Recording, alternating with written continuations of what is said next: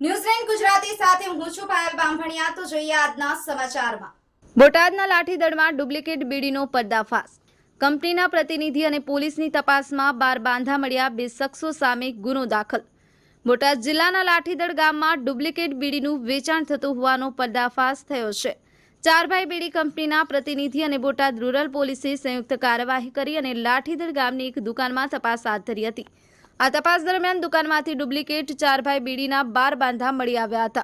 પોલીસે તાત્કાલિક કાર્યવાહી કરતા મુકેશભાઈ ચમનભાઈ ચાખણિયાની અટકાયત કરી હતી। તપાસ દરમિયાન એ પણ બહાર આવ્યું કે બોટાદમાં રહેતા ઇરફાનભાઈ શરીફભાઈ પણ આ ડુપ્લિકેટ બીડીના વેચાણમાં સંડોવાયેલા છે।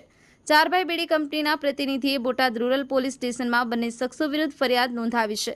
પોલીસે મુકેશભાઈ ચાખણિયા અને ઇરફાનભાઈ શરીફભાઈ સામે ગુનો નોંધી વધુ તપાસ શરૂ કરી છે। ન્યૂઝલેન્ડ ગુજરાતી બોટાદ। રફીકભાઈ ઉમરભાઈ લાખાણી અહીંયા બોટાદની અંદર અગાઉ જે ઇરફાનભાઈ કરીને હતા એની પર આપણે 2 કેસ કરેલો હતો। એક માફીપત્ર આપણે લખેલો હતો, જવા દીધા હતા। આજે તે જે અમે લાઠીદળમાં પકડીએ ને તો એમાં એનું નામ ખુલ્યું છે। તો અગાઉ અવારનવાર ડુપ્લિકેટ બીડીમાં એના નામ આવે છે। તો પોલીસ ખાતાનો સાથ સહકાર સારો છે, છતાંય પોલીસ ખાતું સાથ સહકાર સારો આપે વધારે તો આપણે એનું મૂળ જળમાંથી આપણે પકડી શકીએ। એ લાઠીદળમાં એને માલ આપેલો સાહેબ ઇરફાનભાઈને, વેપારી છે। આ એફઆઈઆર 3 એફઆઈઆર નોંધેલી છે।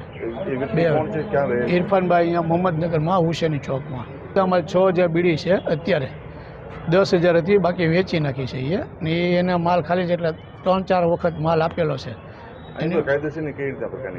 આપણે એની ઉપર અગાઉ 2 વાર એફઆઈઆર નોંધાવેલી છે, 1 વાર માફીપત્ર લખાવેલું છે। આજે પાછો એનો માલ પકડવાનો છે। અવારનવાર એ ભાઈ કર્યા કરે છે। એવી મારી પોલીસ સાહેબને, એસપી સાહેબને, પીઆઈ સાહેબને, પીએસઆઈ સાહેબને રિક્વેસ્ટ છે કે આની ઉપર કડકમાં કડક કાર્યવાહી થાય એવી લોકો અપેક્ષા રાખી રહ્યા છે ને કંપનીવાળા અમે રાખી રહ્યા છીએ સાહેબ।